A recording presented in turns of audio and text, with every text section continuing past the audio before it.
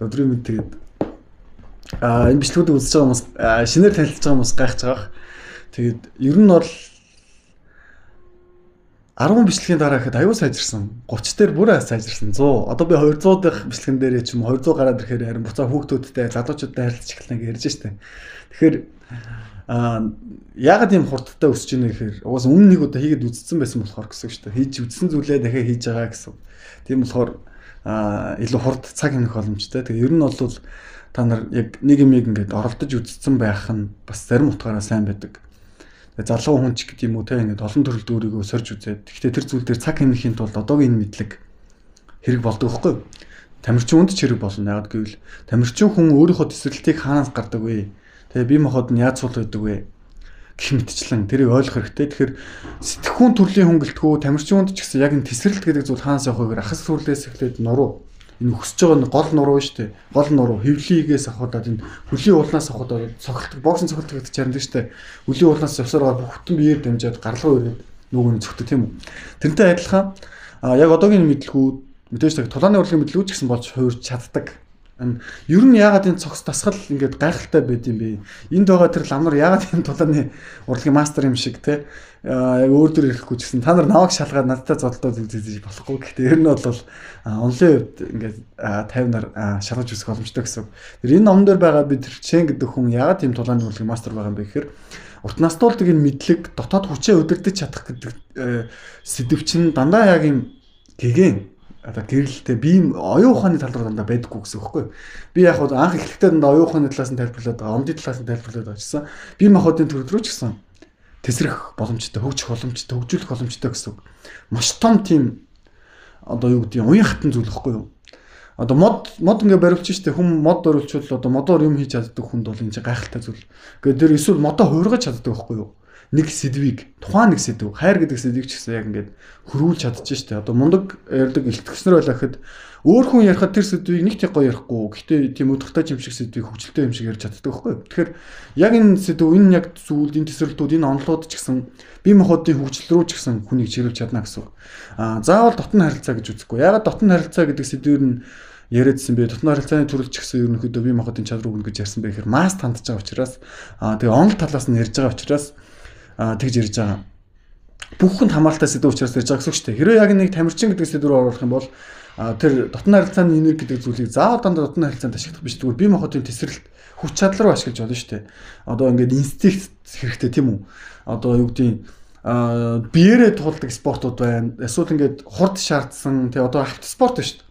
Ингээд тий та нар хэрвээ тэр релид үзчихсэн бол формула линк тий ингээд маш өндөр хурдны тийм инстинкттэй байдаг. Зурш чадвартай гэсэн үг шүү дээ. Ингээ бие удирдах чадвартай. Ингээ тэр ингээд үргэлийг тэ бүр хингийн хүн хизээч чадхааргүй хэмжээнд мэдэрдэг.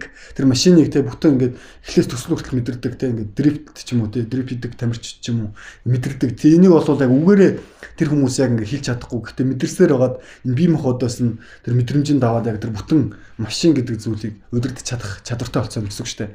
Тэгэхээр энэ мэтчлэн ийм оюун ухааны хурдаараа бие хөдөлгөх төр чадвар руу, орон зай мэдрэх чадвар руу хөрөх боломжтой байхгүй юу?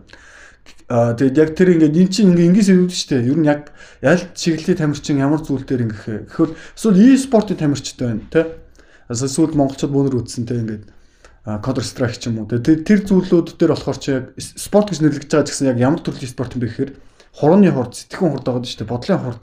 Тэгээд яг ингээд дарах, төлөвлөх тэгээд тэр зүйл дээр ингээд олон дахин хийхтэй. Гэхдээ зарим хүн хизээч олон дахин хийсэн ч чадварчдаг хүмүүс байдаг. Насаараа шатар тоглосон мөртлөө яг л байх байдгаараа байдаг хүмүүс байдаг. Гэтэл бага хугацаанд маш хурдыг авах боломжтой. Тэгэхээр ер нь бол амжилт гэдэг зүйл хэрхэн ирэх юм бэ гэхээр бага хугацаанд маш их үр дүн авчираад тэр үр дүн нь дахин давтагдчихгүй бусдаас илүү байх юм бол тэр чинь ингээд онцгой байдал болно шүү дээ. Алтан медаль зүүн тийм үү.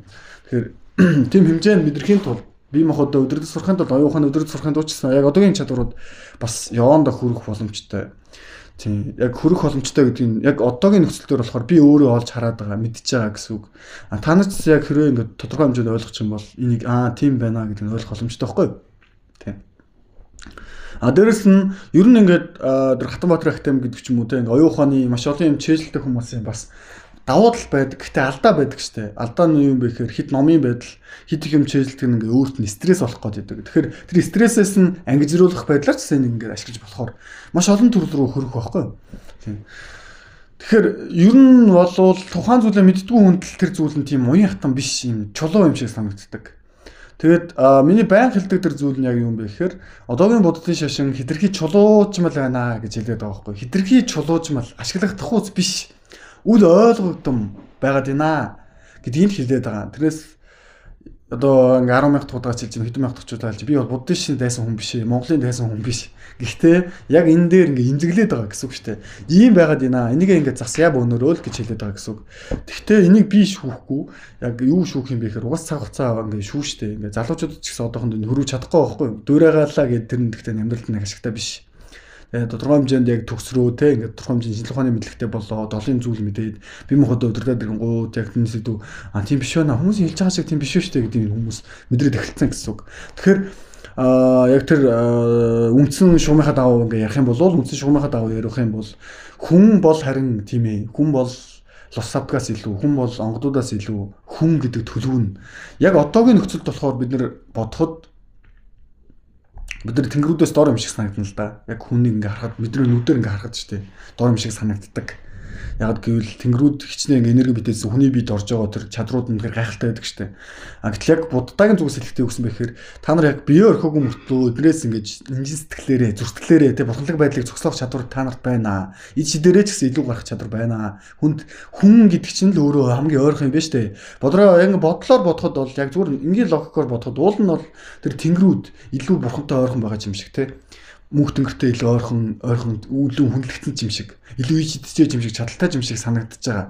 Гэтэл яг үнэндээ эсрэгээрээ байж болох юм аа. Бид нар хичнээн ингээ оршихуйн хувьд бурхнаас олж гисэн яг одоо энэ амьдрал дээр энэ амьдралыг диважмит амьдрах боломж байна. Бурхныг өөртөө цогцлох боломж байна гэдэг сэдвийг яриад байгаа байхгүй юу? Энэ бол мөнхийн сэдв мөн. Мөнхийн байх тусмаа гоё. Гэхдээ мөнхийн тусмаа хүн болгонд хамаатай мөнхийн тусмаа амьдрал дуусахгүй байх тусмаа гоё зүйл юм аа.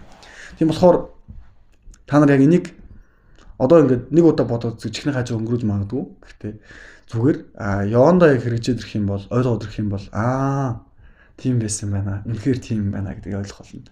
Тэр үед нь тэгээд илүү тогтоолцсон. За.